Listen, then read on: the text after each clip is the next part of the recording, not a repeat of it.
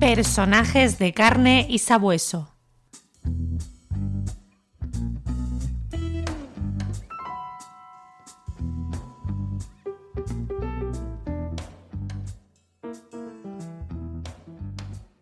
Nos encontramos inmersos en la década de los años 40 del siglo XX, una década marcada por las consecuencias de una guerra civil que ha dejado a España devastada social y económicamente.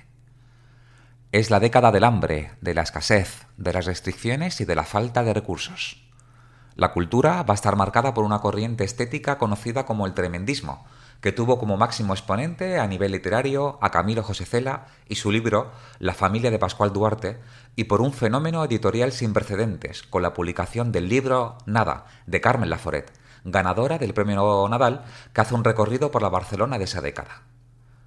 Es en esta ciudad donde nos situamos, en la plaza de Urquinaona número 4. Es el año 1945.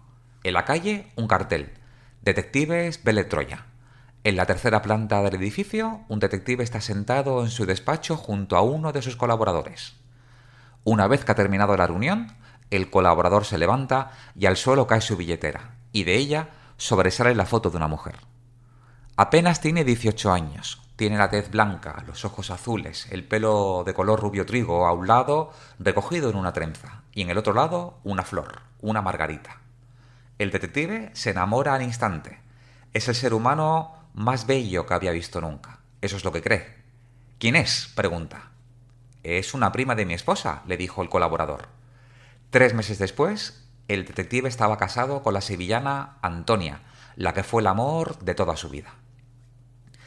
Entre los muchos hitos de este detective, el de 1951, al ser uno de los impulsores para que el gobierno de España promulgara la orden ministerial del 17 de enero de ese mismo año, en la que se regulan las agencias de investigación privada. No es casualidad que su licencia de detective fuera la número 1 y su agencia, Detectives Vélez Troya, considerada la primera legalmente reconocida.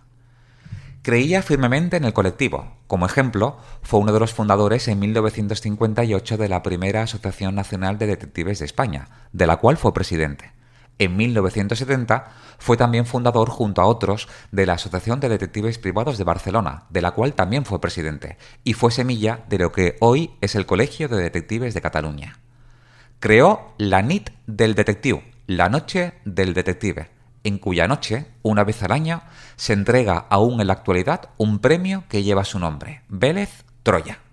Y sin duda, por haber dejado inmortalizada la profesión con 2 libros, Los detectives o investigadores privados del año 1979 y Las otras huellas, Memorias de un detective privado de 1996.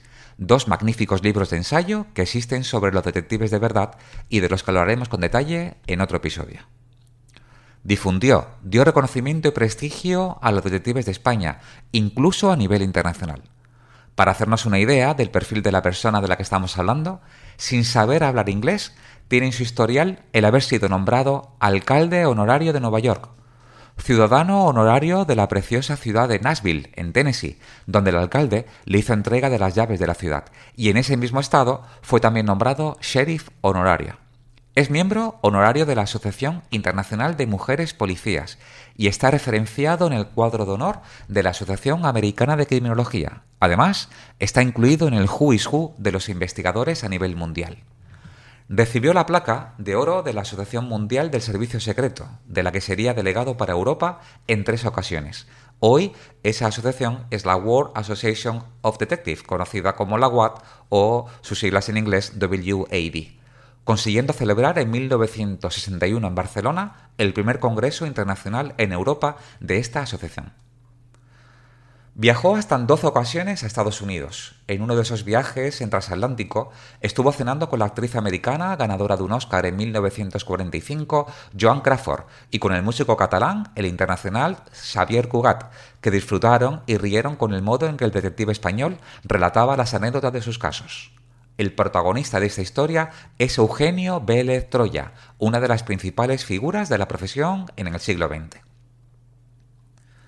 Nos situamos en el 12 de febrero de 1921, en un pequeño pueblo de La Mancha, Torre de Juan Abad, señorío del brillante escritor del siglo XVII Francisco de Quevedo y Villegas.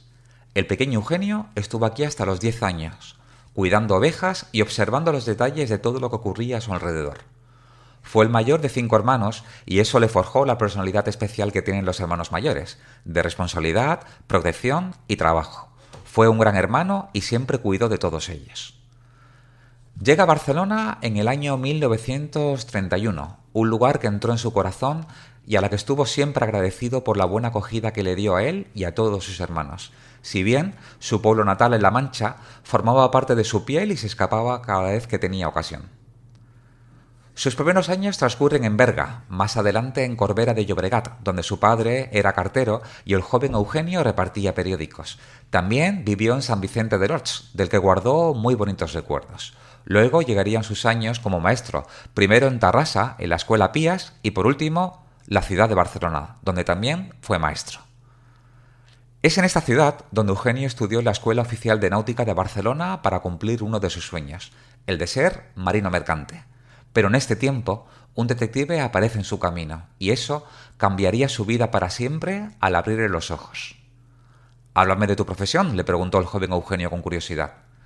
«Esto solo es para gente que ama la profesión.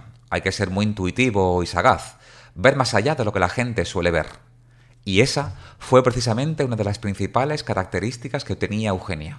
Una extraordinaria intuición para tener corazonadas y una sensibilidad especial que solo algunas personas tienen.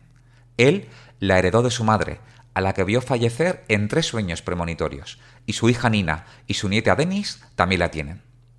En 1944 fundó el despacho de detectives Beletroya, que supo hacer un recorrido profesional y convertirse en un referente en esta segunda generación de detectives, que crearon agencias después de la Guerra Civil y antes de 1951, cuando la profesión se regula. Cuando le preguntaba las características que tiene que tener un detective, él decía que la principal era la honestidad y la intuición, también la cultura general, el saber idiomas, el ingenio, la improvisación, pero que la principal era la honestidad con el cliente. Eugenio amó profundamente la profesión durante los 50 años a los que dedicó su vida con sagacidad y perspicacia, tal y como le vaticinó aquel detective que se cruzó en su camino. Entre su formación, fue diplomado en criminología por el Instituto Nacional de la Policía Norteamericana y por la Escuela de Criminología de Boston. Fue todo un avanzado a su tiempo y una extraordinaria persona, y así es como lo recuerdan los que le conocieran. Siempre pensaba en cómo ayudar a los demás. Se dice incluso que regaló una vivienda a una señora que le quitaron su casa por falta de pago. Tenía en su personalidad grandes valores como la ética, la lealtad, la empatía y un extraordinario sentido del humor, muy similar al de Groucho Marx, que le hicieron tener una hilarante y facilidad ingeniosa al relatar alguno de sus casos, como por ejemplo 2 anécdotas. La primera, cuando un cliente se dirigió a su despacho para contarle que la mismísima reina de Inglaterra estaba enamorada de él. «¿Pero cómo puede usted pensar eso?», preguntó Eugenio. Mire, es que me escribe cartas. A saber quién es el que estaba detrás de esas cartas». La sorpresa fue cuando un día se volvió a presentar para demostrarle que había recibido un ingreso de 100.000 pesetas, a la traducción 600 euros en su banco, algo aproximado a unos $700 al cambio. Cuando Eugenio investigó, descubrió que se trataba de un error del banco, que tenía que haber ingresado el dinero a otro cliente. La segunda anécdota, cuando un cliente hizo una visita a su despacho para decirle: «Señor Beletroya, he venido para pedirle que no investigue el robo del anillo que no he perdido».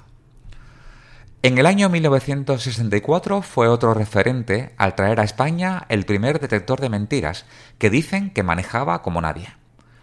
Fue muy amigo del periodista Enrique Rubio, redactor jefe del semanario de sucesos El Caso, que se publicó de 1952 a 1997. Los dos, que tenían un humor similar, disfrutaron mientras Eugenio investigaba y Enrique convertía el caso en noticia. Esta alianza de amistad sólida perduró hasta la muerte del periodista en el año 2005. Como era de La Mancha, Eugenio fue nombrado Caballero Quijote, una distinción que muy pocos tienen y que reunía a distintas personas que tenían ese título. Él siempre decía que había sido nombrado Quijote en el mejor sentido de la palabra. Era ese hombre que tenía sus sueños y que iba a la conquista de los mismos, cayera quien cayera. Él sabía que tenía su meta y, como buen Quijote, iba a buscarlas. Eugenio fallece el 15 de mayo de 2007, a la edad de 86 años. Amigos y amigas, permitidme una reflexión. Morir es la consecuencia de la vida y de nosotros depende que cuando lleguemos a ese momento, lo dejado atrás sea lo suficientemente relevante como para dignificar la memoria que leguemos a nuestros sucesores. En su legado, la memoria de su trabajo, con sus 84.342 informes realizados. En su pueblo natal, una calle con su nombre. Se trata de uno de los únicos detectives en el mundo con este honor. Su recuerdo parece inamovible y desde luego constituye uno de los máximos ejemplos del detectivismo en España. Se nos antoja esencial y desde aquí recomendamos la lectura de sus dos libros, Los detectives o investigadores privados del año 1979 y Las otras huellas, Memorias de un detective privado de 1996, llenos de historias y anécdotas de Eugenio Vélez Troya, nuestro protagonista de hoy en Personajes de carne y sabueso.